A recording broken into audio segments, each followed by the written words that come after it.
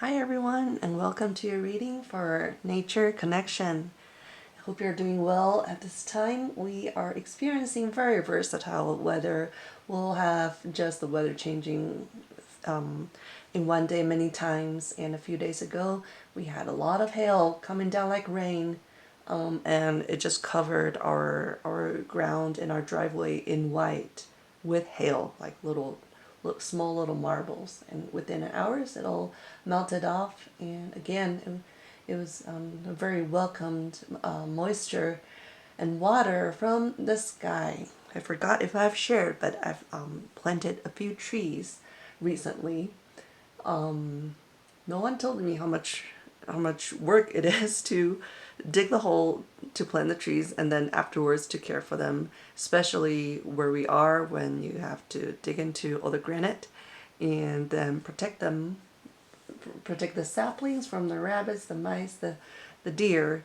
And so that is gonna be quite a commitment. But every time it does rain in our very dry place, I'm very thankful, and I feel rejuvenated as well.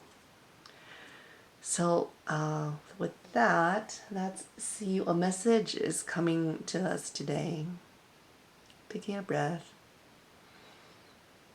May the Creator within all things bring blessings and peace.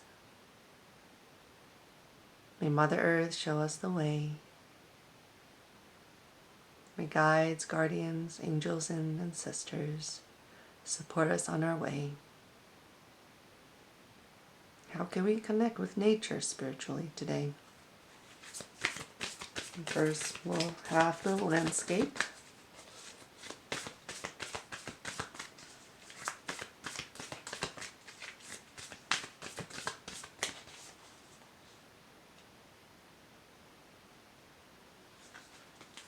Landscape of our environment. Okay, we have inner peace.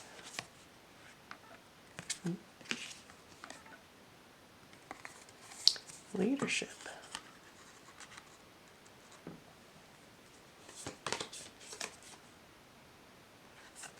And then the hidden valley. And I believe we have this enchanted valley recently. Okay. So here we have the inner peace and the lotus pond. We have the North Star and leadership. And then we have the enchanted valley with our gateway. So we're going from ground body of water to the universe, to the sky, and kind of to somewhere of the other world, somewhere unseen, that's parallel to our own world, that is magical. What we're seeing reflects our inner world. What's the reflection that we see when we look into the water? And I think we're seeing a lot of it. It is I think we're seeing a lot of our potentials, and I see this as potential and magic. And it is when we can be in stillness, looking at what happens, looking at our reaction to the environment around us, whether that's sitting down at the park or whether that's responding to the news. None of that is as much, reveals as much truth as our reactions. So I think as people, we all need to take time to release our feelings and kind of act on different levels, our more as an inner child, as an animal part of ourselves, and as emotional beings. And then after that, the point with these cards here is, oh, okay, now then we can find the truth of who we are and what we're being, and what is actually the highest calling. Because sometimes we want to stay at a place that, and maybe sometimes in solitude, or I just want to be undisturbed so that I can have my great life in peace. But that might end up feeling confined. That's not what we actually want. What we want is ability, to know that we can return to peace. And it is because that on our journey and in our aspirations for something much farther and in the unknown and maybe more idealistic, that is where challenges come. But that is where we are destined to go, destined to dream as well. Now let's have some bunny cards and see what they say.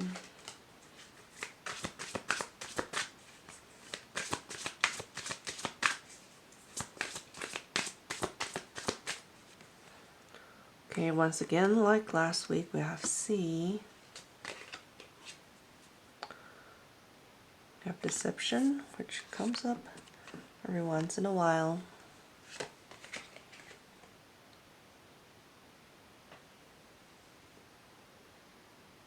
Then we have Night.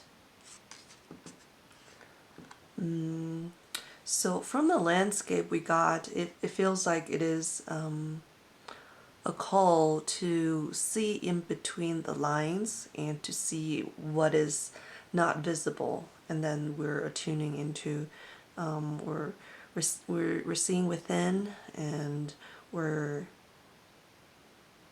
letting ourselves be called to the magical and to the higher power. And then we don't want to be attached to how things turn out. At this moment in time, we want to stay fluid. Again, with kind of the water elements here, we should feel what we feel and do our best ability to let the emotion flow and not suppress it.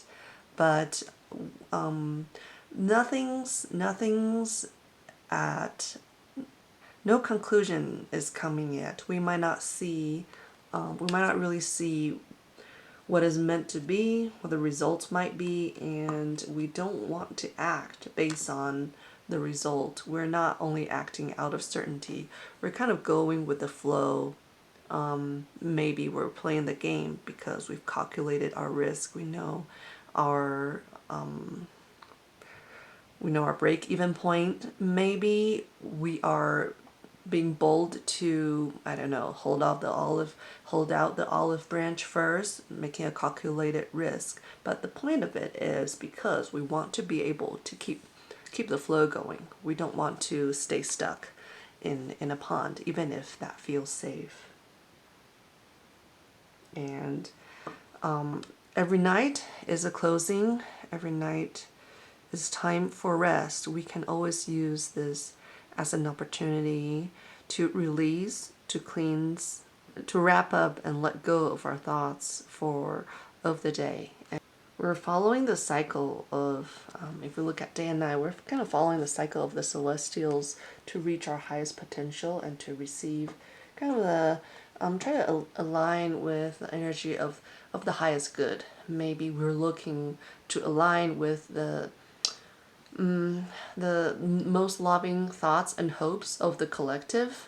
And like, you know, when I was a kid, we would be told we can make a wish, or I'll think of someone far away by looking at the stars or the moon. And maybe that's kind of how we're connecting with each other as we move along our flow, some of our personal flows and some of the collective flows of day and night or seasons. And that's how we keep going on. So again, we still maybe notice the movement and the flowing of you can say the water elements, but also maybe just, you know, like I was saying, the unpredictable change of the weather, or maybe feeling the flow of wind, noticing the change of the constellation in the sky as the weeks and the months go by.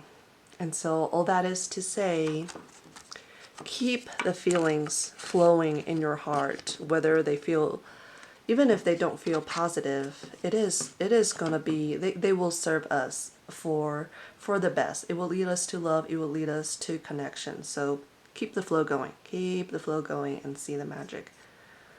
feel the magic in there that's supporting you. Okay, so we thank Mother Earth and the Creator for being with us and for these loving messages.